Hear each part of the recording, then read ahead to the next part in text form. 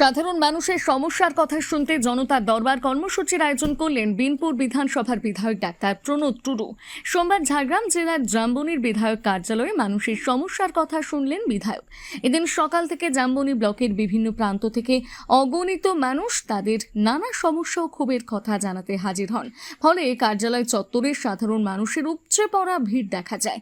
জনতার দরবারে উপস্থিত থেকে সাধারণ মানুষের বক্তব্য শোনেন বিনপুর বিধানসভার বিধায়ক ডাক্তার প্রণোদ টুডু। তিনি দূর দূরান্ত থেকে আসা সাধারণ মানুষের কথা অত্যন্ত ধৈর্যের সাথে শোনেন এবং প্রয়োজনীয় কাগজপত্র খতিয়ে দেখে সমস্যাগুলো দ্রুত সমাধানের পূর্ণ আশ্বাস দেন।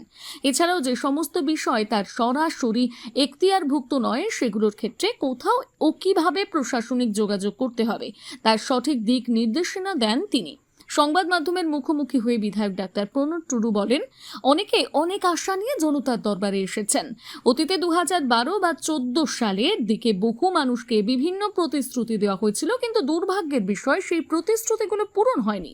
বর্তমানে সরকার পরিবর্তনের পর মানুষ নতুন আশায় আমাদের কাছে আসছেন।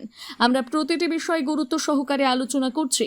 কোথায় কি কাজ বাকি রয়ে গেছে বা কি সমস্যা রয়েছে তা খতিয়ে দেখে ইতিবাচক ও সঠিক পদক্ষেপ নেওয়া হচ্ছে। জনতার দরবারের রূপরেখা নিয়মিত কাজের বিষয়ে বিধায়ক আরও জানান যে সপ্তাহে অন্তত একদিন নির্দিষ্ট করে জনতার দরবার বসানোর পরিকল্পনা করা হয়েছে। তবে সপ্তাহের অন্যান্য দিনগুলোতে কার্যালয়ে প্রতিনিধিরা উপস্থিত থাকেন। দৈনন্দিন সই সাবুত থেকে শুরু করে বিভিন্ন স্টাইপেন্ড বা সরকারি নথিপত্রের আবেদনপত্রের কাজ নিয়মিতভাবে সচল রাখা হয়, যাতে সাধারণ মানুষকে কোনো হয়রানির শিকার না হতে হয়। এই কর্মসূচিতে বিধায়কের পাশাপাশি সাংগঠনিক নেতৃত্ব হিসেবে উপস্থিত ছিলেন বিনপুর 3 মণ্ডলের সভাপতি ভবেশ বেরা এবং বিনপুর 4 মণ্ডলের সভাপতি সোমনাথ মাহাতো।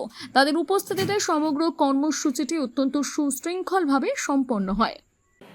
জনতার দরবারে অনেক মানুষজন এসছেন আর কি, তাদের কিছু বিষয় নিয়ে এসছেন আর কি। তাদেরকে একটা অনেক প্রতিশ্রুতি দেওয়া হয়েছিল। কিছু ক্ষেত্রে দেখা গেলে 2012-তে প্রতিশ্রুতি দেওয়া হয়েছিল, কিছু 2014-তে প্রতিশ্রুতি দেওয়া হয়েছিল, কিন্তু সেই প্রতিশ্রুতিগুলো কিন্তু পূরণ করা হয়নি। তো সেই যাই হোক, এখন সরকার চেঞ্জ হয়েছে, ওনারা এসছেন। তো আমি সেই সব নিয়ে আলোচনা করলাম যে কী হয়ে রয়েছে, কোন বিষয়ে কী হয়ে রয়েছে। তো যেগুলো আমাদের তরফ থেকে করা ছিল সেগুলো অবশ্যই আমরা করব।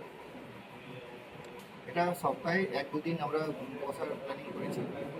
আর এছাড়াও হচ্ছে অন্যান্য দিনগুলোতে আমাদের এখানে লোকজন থাকে, যে কোনো শৈশবদের ব্যাপার থাকে, সেগুলো অবশ্যই করা হচ্ছে।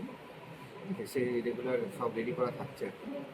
তো যে কোনো অনেক সময় বিভিন্ন স্টাইপেন্ডের ফর্মে সই করার ব্যাপার থাকছে, সেগুলো কারো আমাদের ছাত্রছাত্রীদের কোনো সমস্যা না হয় সেগুলো কিন্তু আমরা দেখছি আর কি।